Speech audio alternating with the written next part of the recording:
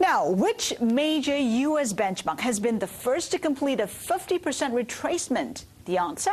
The Nasdaq 100, and tech stocks are leading that surge. Michelle McCory has more on the story. Michelle. Huss, that is absolutely right. Tech is where it's at. Let's take a look at the Nasdaq. It has recovered half of its loss from the bear market.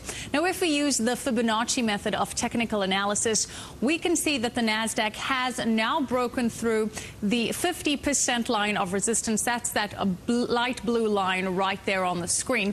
And that corresponds to about 1,630 points. And the Nasdaq fell below that line in September of 08. So there it is, making up 50% of its loss. Now, for the S&P to complete a 50% retracement, it still needs to climb 9.3% to 1,121 points.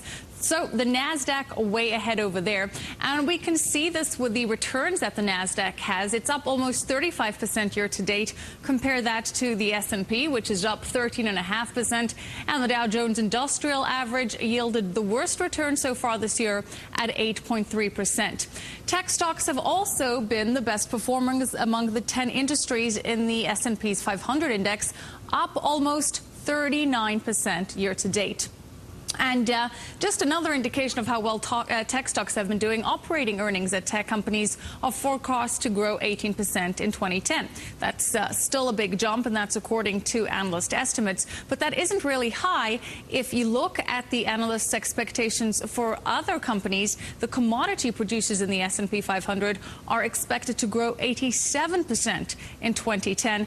And what this shows us is that the tech companies are actually doing quite well during this downturn. And what's really interesting is that the tech companies in the S&P have made 55% of their revenue outside of the U.S. in 2008. So that is the highest share among the 10 industries in the S&P. Speaking in terms of specific stocks, Huss, Intel has been up 27% year to date, and Qualcomm up 32% year to date.